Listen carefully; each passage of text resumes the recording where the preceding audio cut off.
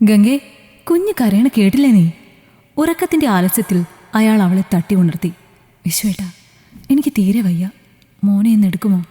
അവൾ തല അമർത്തി പിടിച്ചുകൊണ്ട് അയാളോട് കെഞ്ചി. ഞാൻ എടുത്താലൊന്നും മോൻ്റെ കരച്ചിൽ നിൽക്കില്ല, നീ അവന് പാല് കൊടുക്ക്. അവൾക്ക് എന്തെന്നില്ലാത്ത സങ്കടം തോന്നി. മൈഗ്രെയിൻ കൂടപ്പിറപ്പായ താൻ ഉറക്കം എന്താണെന്ന് പോലും മറന്നിരിക്കുന്നു. മറ്റുള്ളവരോട് പറയുമ്പോഴൊക്കെ പറയും, രാത്രി ഉറങ്ങാൻ പറ്റിയില്ലെങ്കിൽ എന്താ, പകല് കുഞ്ഞുറങ്ങുമ്പോൾ കൂടെ ഉറങ്ങാൻ. ആഗ്രഹമില്ലാഞ്ഞിട്ടല്ല, പകല് കുഞ്ഞുറങ്ങുമ്പോഴാണ് ഓടിപ്പിടഞ്ഞ് സകല ജോലികളും ചെയ്തു തീർക്കുന്നത്. അല്ലെങ്കിൽ പിന്നെ നീ മാത്രമാണോ ലോകത്ത് ആദ്യമായി പ്രസവിച്ചത് എന്ന കുത്തുവാക്ക് കേൾക്കണം. ഭക്ഷണം പോലും ആസ്വദിച്ച് കഴിച്ച കാലം മറന്നു. എല്ലാ പണിയും ചെയ്തു തീർത്ത് ഇത്തിരി നേരം ഉറങ്ങാമെന്ന് ആശിച്ച് വരുമ്പോഴേക്കും കുഞ്ഞുണർന്ന് കരച്ചിൽ തുടങ്ങിയിട്ടുണ്ടാകും. അപ്പോൾ തോന്നുന്ന ഒരു സങ്കടമുണ്ട്. കരച്ചിൽ വരും, പക്ഷെ മോൻ്റെ മുഖം കാണുമ്പോൾ എല്ലാം ഉള്ളിലൊതുക്കും. അവൾ കുഞ്ഞിന് പാല് കൊടുത്തുറക്കാൻ നോക്കിയെങ്കിലും ഫലമുണ്ടായില്ല. തൻ്റെ വേദന മറന്ന് കുഞ്ഞിനെയും എടുത്ത് മുറിക്കുള്ളിൽ അങ്ങോട്ടും ഇങ്ങോട്ടും നടക്കുമ്പോൾ അവൾ ചുരുണ്ടുകൂടി ഉറങ്ങുന്ന തൻ്റെ ഭർത്താവിനെ നോക്കി. ഇതിൽ യാതൊരു പങ്കുമില്ലാത്തതുപോലെ എന്തെങ്കിലും പറഞ്ഞാൽ പറയും, നിനക്കൊക്കെ എന്ത് സുഖം, വെറുതെ കുട്ടികളെ പ്രസവിച്ച് വീടിനുള്ളിൽ തന്നെ ഇരുന്നാ പോരെ, പുറത്തു പോകണ്ട, സമ്പാദിക്കണ്ട. കുട്ടിയാണെങ്കിൽ ഏത് സമയവും ഉറങ്ങിക്കോളും, ഞാനല്ലേ കഷ്ടപ്പെടുന്നതെന്ന്. ശരിയാണ്, ഒരു കുഞ്ഞിനെ പ്രസവിച്ചിടുക എന്നത് മാത്രമാണല്ലോ ഒരു സ്ത്രീയുടെ ധർമ്മം. പിന്നെയൊക്കെ അവൻ തനിയെ വളർന്നുകൊള്ളും. അല്ലെങ്കിൽ ഒരു അമ്മയ്ക്ക് തൻ്റെ കുഞ്ഞിൻ്റെ മേൽ എന്താണ് അവകാശം? നാളെ അവൻ അറിയപ്പെടാൻ പോകുന്നത് വിശ്വനാഥൻ്റെ മകൻ എന്നാണ്. ജാതി പോലും അച്ഛൻ്റേതായാണ് സ്വീകരിക്കേണ്ടത്. സ്കൂളിൽ പേര് ചേർക്കുമ്പോൾ അവൻ്റെ പേരിനോടൊപ്പം അമ്മയുടെ പേരല്ലല്ലോ, അച്ഛൻ്റെ പേരല്ലേ ചേർക്കുക. അപ്പോൾ പ്രസവിക്കുക എന്നതിനപ്പുറത്തേക്ക് പിന്നെ എന്ത് ധർമ്മമാണ് സ്ത്രീക്കുള്ളത്? ഉണ്ട്. അവൻ വലുതായി എന്തെങ്കിലും തെറ്റ് ചെയ്തു പോയാൽ അപ്പോൾ മാത്രം അമ്മയുടെ പേര് ചർച്ച ചെയ്യപ്പെടും. വളർത്തു ദോഷമാണെന്ന് പറയും. കുറച്ച് സമയം എടുത്താണെങ്കിലും കുഞ്ഞുറങ്ങിയപ്പോൾ അവൾക്ക് എന്തെന്നില്ലാത്ത ആശ്വാസം തോന്നി. വെളിച്ചം കണ്ടാൽ ഉറങ്ങാത്ത താൻ ഇപ്പോൾ ഏത് കത്തുന്ന വെളിച്ചത്തിന് താഴെ കിടന്ന് സുഖമായി ഉറങ്ങുമെന്ന് അവൾ ഓർത്തു. 2 മണിക്കൂറെങ്കിൽ 2 മണിക്കൂർ സുഖമായൊന്ന് ഉറങ്ങണം എന്ന് മാത്രമേ ഇപ്പോൾ ആഗ്രഹമുള്ളൂ. അവൾ വേഗം കണ്ണുകൾ വലിച്ചടച്ചു. കുഞ്ഞിപ്പോൾ ഉണരല്ലേ എന്ന് മനസ്സിൽ പ്രാർത്ഥിച്ചുകൊണ്ട്. ദിവസങ്ങൾ കടന്നു പോകുമ്പോൾ തൻ്റെ കുഞ്ഞിൻ്റെ വളർച്ച എത്ര വേഗമായിരുന്നുവെന്ന് അവൾക്ക് അതിശയം തോന്നി. ഇന്നവൻ നടന്നു തുടങ്ങിയിരിക്കുന്നു. ആദ്യ നാളുകളിൽ ഒരു പണിയും ചെയ്യാൻ സമ്മതിക്കാതെ തൊട്ടിലിൽ കിടന്ന് കരയുമ്പോൾ മുട്ടിലിഴയുന്ന പ്രായമെങ്കിലും ആയി കിട്ടിയാൽ മതി എന്നായിരുന്നു. പിന്നെ മുട്ടിലിഴഞ്ഞ് കിട്ടിയതൊക്കെയും വായിലിടാൻ തുടങ്ങിയപ്പോൾ ആഗ്രഹിച്ചത് എത്രയും വേഗമൊന്ന് നടന്നു കിട്ടിയാൽ മതിയെന്നായിരുന്നു. നടത്തമല്ല, ഓട്ടമാണ്. ഒന്ന് കണ്ണ് തെറ്റിയാൽ മതി, എവിടെയെങ്കിലും പോയി മറഞ്ഞു നിൽക്കും. ഇപ്പോൾ വിചാരിക്കുന്നത് ആ തൊട്ടിലിൽ കിടക്കുന്ന ഇത്തിരി കുഞ്ഞു തന്നെ മതിയായിരുന്നു എന്നാണ്. അതാകുമ്പോൾ എങ്ങോട്ട് ഓടിപ്പോകും, എന്തെങ്കിലുമൊക്കെ വായിലിടും എന്നൊരു പേടിയില്ലല്ലോ.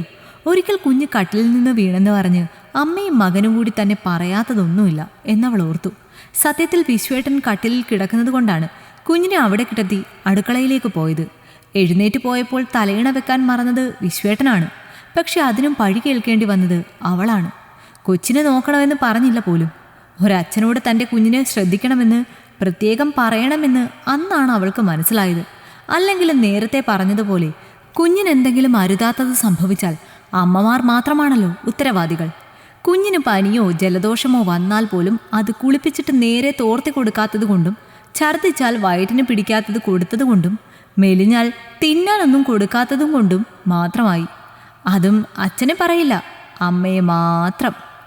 കുഞ്ഞിന് 2 വയസ്സുള്ളപ്പോഴാണ് വിശ്വേട്ടൻ്റെ അമ്മ മരിക്കുന്നത്. കുറ്റപ്പെടുത്തുമെങ്കിലും പണിയെടുക്കുന്ന നേരങ്ങളിൽ കുഞ്ഞിനെ നോക്കാൻ ഒരാളുണ്ടായിരുന്നു. അമ്മ കൂടി പോയതോടെ വീട്ടുപണിയുമെല്ലാം തൻ്റെ ഉത്തരവാദിത്തമായി മാറി. പലപ്പോഴും വീട്ടുപണികൾ മാറ്റിവെച്ച് കുഞ്ഞിൻ്റെ പുറകെ നടക്കലാണ് പതിവ്. പേടിയാണ് അവനെ തനിച്ചിരുത്താൻ. ബാത്റൂമിൽ പോകുമ്പോൾ പോലും കുഞ്ഞിനെയും കൊണ്ടാണ് പോകുന്നത്. അപ്പോഴും ജോലി കഴിഞ്ഞ് വരുമ്പോൾ വിശ്വേട്ടൻ്റെ വക ശകാരം കേൾക്കാം. നിനക്ക് ഈ വീട് ഒന്ന് വൃത്തിയാക്കി വെച്ചൂടെ? എന്തിനാണ് സകല ടോയ്സും ഇങ്ങനെ വാരി വലിച്ചിട്ടിരിക്കുന്നത്? നിനക്കിവിടെ പിന്നെ എന്താണ് പണി? ഒന്നിനെ പോലും നോക്കാൻ വയ്യ. 4-5 എണ്ണത്തിനെ നോക്കി വളർത്തിയതാ എൻ്റെ അമ്മ. എന്നാലും എന്തൊരു അടുക്കും ചിട്ടയും ആയിരുന്നു എന്ന് തുടങ്ങി കുറ്റം പറച്ചിലുകളുടെ ചരടഴിക്കും. എന്നാൽ രാത്രി ക്ഷീണം കൊണ്ട് ഉറങ്ങിപ്പോയാൽ അതിനും കേൾക്കണം പഴി. ഓരോരോ ഭാര്യമാർ ഭർത്താക്കന്മാരെ നോക്കുന്നത് കണ്ടാൽ കൊതിയാകും. നിനക്ക് പിന്നെ കുട്ടിയായതിനു ശേഷം എന്നെ മൈൻഡ് ചെയ്യാനേ നേരമില്ലല്ലോ. കുട്ടിയെ ഉറക്കി കിടത്തിയിട്ട് എൻ്റെ അടുത്ത് വരാൻ പറഞ്ഞാൽ കുഞ്ഞിൻ്റെ കൂടെ നീയും കിടന്നുറങ്ങും. നിനക്കുറക്കം മാത്രം മതിയല്ലോ, എൻ്റെ ആവശ്യങ്ങളൊന്നും നിനക്ക് വലുതല്ലല്ലോ. അപ്പോഴൊക്കെയും അവൾ മൗനമായി നിന്നു. കുട്ടിക്കിപ്പോൾ 3 വയസ്സായില്ലേ, ഇനി രണ്ടാമത്തേതിനെ പറ്റി ചിന്തിച്ചുകൂടെ? നാട്ടുകാരുടെ ചോദ്യം കേൾക്കുമ്പോഴൊക്കെയും അവളത് മനഃപൂർവ്വം കേട്ടില്ലെന്ന് നടിച്ചു. ഉറക്കമില്ലാത്ത രാത്രിയെയും കുത്തുവാക്കുകളെയും കുറിച്ച് ഓർക്കുമ്പോൾ കിച്ചൂട്ടന് ഒരു കൂട്ട് വേണമെന്ന് ആഗ്രഹമുണ്ടെങ്കിൽ കൂടി നെഞ്ചിനകത്ത് ഭയമാണ്. അന്ന് പീരീഡ്സ് ആയ ഒരു ദിവസമായിരുന്നു. പതിവിലും വിപരീതമായി അവൾക്ക് നല്ലതുപോലെ വയറുവേദന അനുഭവപ്പെട്ടു. ഒരു ഗ്ലാസ് കട്ടൻ ചായ മാത്രം കുടിച്ചാണ് അന്നത്തെ ദിവസം അവൾ കഴിച്ചുകൂട്ടിയത്. 2 ദിവസത്തെ അംഗനവാടി അവധിയായതിനാൽ കിച്ചൂട്ടിനെ അവിടെ ആക്കാനും നിവൃത്തിയുണ്ടായിരുന്നില്ല. എങ്ങനെയൊക്കെയോ ആണ് കുഞ്ഞിന് ആഹാരം കൊടുത്തത്. എന്നും പുറകെ കൊണ്ടു നടന്ന് കഥ പറഞ്ഞാലേ എന്തെങ്കിലും ഒരു തരി അവൻ അകത്താക്കുകയുള്ളൂ. വിശ്വൻ വരുമ്പോഴും കിച്ചുവിൻ്റെ കയ്യിൽ മൊബൈലും കൊടുത്ത് അവൾ കമഴ്ന്നടിച്ചു കിടക്കുകയായിരുന്നു. മൊബൈൽ കയ്യിൽ കിട്ടിയാൽ മാത്രമേ അവൻ അടങ്ങിയിരുന്നിട്ടുള്ളൂ. 24 മണിക്കൂറും കൊച്ചിൻ്റെ കയ്യിൽ ഫോണാണ്. കൊച്ചിനെയും നോക്കാതെ ഈ സന്ധ്യസമയത്ത് അവൾ കിടന്നുറങ്ങുന്നു. വന്നതും കാര്യം അറിയാതെ വിശ്വൻ വഴക്ക് തുടങ്ങി. എൻ്റെ പൊന്നു വിശ്വേട്ടാ, ഞാൻ എല്ലായ്പ്പോഴും അവൻ്റെ കയ്യിൽ ഫോൺ കൊടുക്കാറുണ്ടോ? പീരീഡ്സ് ആയിട്ട് വേദന സഹിക്കാൻ വയ്യ.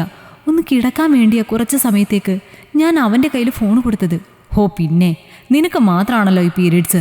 പണ്ടത്തെ ആളുകളും ഇതൊക്കെ സഹിച്ച് തന്നെയാണ് കുടുംബം നോക്കിയിരുന്നത്.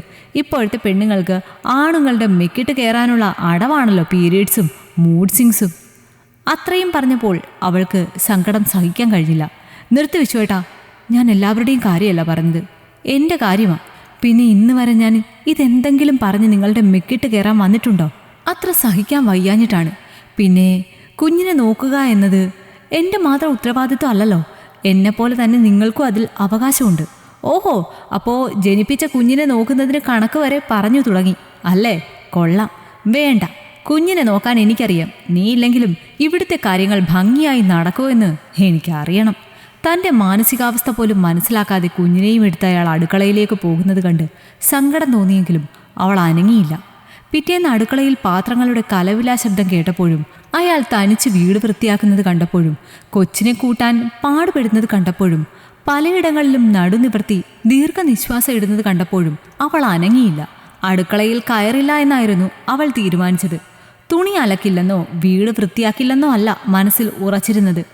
ബാത്റൂമിൽ പോകണമെന്ന് പറഞ്ഞു കരഞ്ഞ സ്വന്തം കുഞ്ഞിനെ വേദനയോടെ ആണെങ്കിലും കണ്ടില്ലെന്ന് നടിച്ചത് മറ്റൊന്നിനു വേണ്ടി ആയിരുന്നില്ല. ഉടുപ്പിൽ കാര്യം സാധിച്ചു നിൽക്കുന്ന കുഞ്ഞിനെ എന്ത് ചെയ്യണമെന്നറിയാതെ നിൽക്കുന്ന തൻ്റെ ഭർത്താവിന് മനസ്സിലാക്കി കൊടുക്കണമായിരുന്നു. കൊച്ചിനെ വളർത്തണതും വീട് നോക്കുന്നതും ചെറിയ കാര്യങ്ങളല്ലെന്ന്. ഈ കഥ നിങ്ങൾക്കിഷ്ടമായെങ്കിൽ ലൈക്ക് ചെയ്യൂ. നിങ്ങളുടെ അഭിപ്രായങ്ങൾ കമന്റായി രേഖപ്പെടുത്തൂ. കൂടുതൽ കഥകൾ കേൾക്കാൻ ഈ ചാനൽ സബ്സ്ക്രൈബ് ചെയ്യൂ.